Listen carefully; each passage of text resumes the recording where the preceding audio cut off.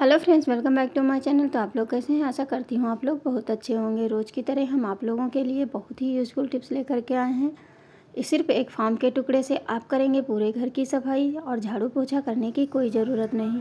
तो हाँ, आप लोग कहाँ कहाँ से वीडियो देख रहे हैं मुझे कमेंट करना बिल्कुल भी ना भूलें। और सबसे पहली टिप्स हमारी है कि हम इस तरह के जो हमारे चश्मे के डब्बे होते हैं, इसको हम बहुत ही यूज़फुल टिप्स लेकर के आए हैं। तो अगर आप लोग चैनल पे पहली बार आए हैं तो प्लीज़ चैनल को सब्सक्राइब कर लेना और अपनों के साथ शेयर करना। मैं इसी तरह की टिप्स एंड ट्रिक लाती रहती हूँ जिससे कि हम अपने काम को आसानी से कर सकें। तो क्या होता है, हम लेडीज़ों के पास में ये जो छोटे छोटे आइटम होते हैं, इनको अगर हम पर्स में ऐसे डाल लेते हैं तो कोई भी सामान निकालते हैं और कहीं जाना होता है तो ये सारे आइटम तो होने ही चाहिए, सभी के पास में होने चाहिए। तो इसको रखने के लिए आप क्या करें, जब चश्मे का डब्बा खाली पड़ा रहता है उसको ले लीजिए और इस तरह से अपने छोटे छोटे आइटम इसमें डाल लीजिए। जो भी आपके पास है, अगर बिंदी नहीं आ रही है तो उसको तो आप ऐसे ही रख सकते हैं और इसमें अभी भी स्पेस है, आप कोई भी चीज़ डाल सकते हैं, जैसे सिंदूर हो गया। तो इससे होगा क्या, आपकी जो सामान है एक जगह रहेगा, आपके बैग में इधर उधर नहीं रहेगा और कभी भी निकालना हो तुरंत अपना डब्बा निकाल करके आप इसको यूज में ला सकते हैं। उम्मीद करती हूँ ये टिप्स आप लोगों को ज़रूर पसंद आएगी। अगली टिप्स हमारी है कि बच्चों को लेकर के कि बच्चे जब कोई भी पेंसिल होती है कहीं भी चला देते हैं और अगर इरेजर नहीं है बाय द वे, तो क्या होता है, बच्चे बहुत तेज़ परेशान होने लगते हैं कि इसको कैसे छुड़ाएं कैसे छुड़ाएं। तो उसके लिए आपको क्या करना है, जो ये पतली सी रबड़ होती है, इसको हम रबड़ को इस तरह से अपने फिंगर पे लपेट लेंगे और लपेटने के बाद में आप देखेंगे कि चुटकियों में आपका बिना इरेजर के काम हो जाएगा। देखिए कितनी जल्दी से ये अच्छे से रिमूव हो गया है।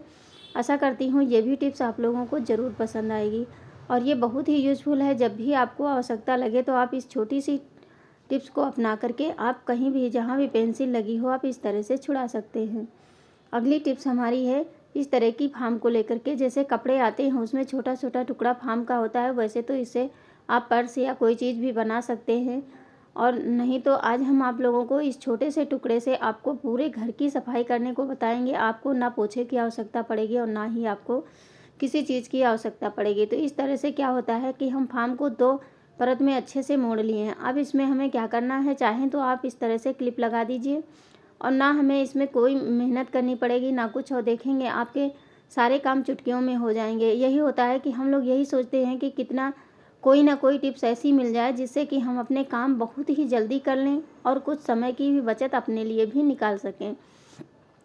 तो इस तरह से अच्छे से लगा देना है। लगाने के बाद में आप इसको गीला कर लीजिए और नहीं गीला करना है तो जैसे क्या होता है, हमारी वॉल्स पे जाले लग जाते हैं या धूल मिट्टी पड़ते पड़ते वॉल्स हमारी गंदी हो जाती है, तो वहाँ की सफाई हम नहीं कर पाते हैं। तो उसके लिए ये बहुत ही यूज़फुल है, आप लोग इससे बहुत आसानी से सफाई कर सकते हैं। तो ये हमारा टूल्स बन के तैयार हो गया। तो चलिए हम दिखाते हैं कि जैसे ये कोने कोने में थोड़ा बहुत जाला लग जाता है और धूल मिट्टी की वजह से ये बहुत हमारी दीवार गंदी लगने लगती है। तो इस तरह से इसको हम हल्का सा गीला करेंगे, उसके बाद में इसको साफ़ करेंगे तो जितनी भी गंदगी होगी या जाला है वो सारा तुरंत छूट जाएगा और अच्छे से क्लीन हो जाती है दीवारें।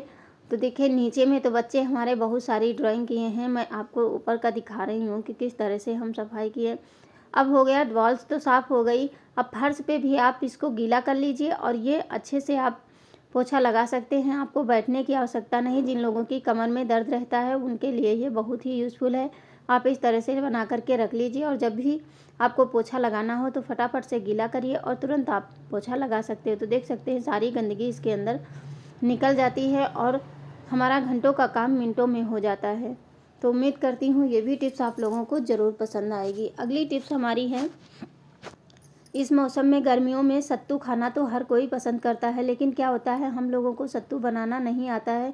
तो मार्केट से जो खरीदते हैं वो सत्तू अच्छा नहीं लगता है। तो पहले के ज़माने में क्या था, हमारी दादी नानी लोग क्या करती थी, जौ को और गेहूं को अच्छे से रात में भिगो करके फिर उसे जो गाली होती थी उसमें कुटाई करते थे तो उसका सारा ऊपर का छिलका निकल जाता था। फिर वो धूप में डाल करके फिर उसको फिर से कूटते थे और फिर उसका सत्तू भून करके सत्तू बनाया जाता था। तो आज हम आप लोगों के साथ में सत्तू की रेसिपी शेयर कर रहे हैं जिससे कि ये बहुत अच्छे से बन जाता है, आप घर पे भी बना सकते हैं। तो मैंने देखिए जौ को रात में भिगो के रख दिया था और फिर उसको निकाल करके पानी सारा सुखा दिया। अब इसको चलिए चाहे तो आप बालू में रेत में भी भून सकते हैं, नहीं तो डायरेक्ट कढ़ाई में भी इस तरह से भी भून सकते हैं। तो गेहूँ को मैंने ऑलरेडी भून लिया है और चने आप भुने भुनाए ले लीजिए। तो देखिए ये चटकने लगे हैं, ये ऑटोमेटिक जब रात भर भीगेंगे तो ये बहुत अच्छे से चटक जाते हैं। फिर आप इसको आसानी से बना सकते हैं।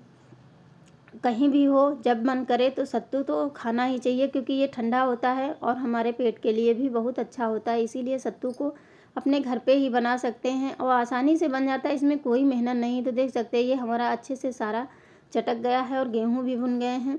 अब चलिए इसको हम किस तरह से क्या करना है। तो 2 मिनट भी नहीं लगेगा। अब सारी चीज़ें तैयार हैं और ये ठंडा हो गया है। अब चलिए इसको हम मिक्सी की जार ले लीजिए। तो सबसे पहले मैंने चने लिए हैं, तो जितने चने होने चाहिए उतने गेहूँ हो और उतने बराबर मात्रा में, जैसे 1 कटोरी मैंने चना लिया तो 1 कटोरी जौ हो, 1 कटोरी गेहूँ हो। तीनों को मिक्स करके ही बनता है और ये बहुत ही फ़ायदेमंद होता है। ये जिसको गैस बनती है वो सुबह सुबह अगर मॉर्निंग में काला नमक डाल करके 1 गिलास और 1 चम्मच सत्तू डाल करके पी ले तो उसके लिए ये बहुत ही फ़ायदेमंद होता है। तो इस तरह से देखिए चने का हमारा पाउडर बन गया। अब इसी तरह तीनों चीज़ों को हम पीस करके उसके बाद में तीनों को एक में मिक्स करना है। अब ये जो है, अब गेहूँ को पीसेंगे तो क्या होता है, जब घर पे हम सत्तू बनाते हैं और मार्केट के सत्तू से पहले जो बनता था वो सत्तू अलग ही होता था।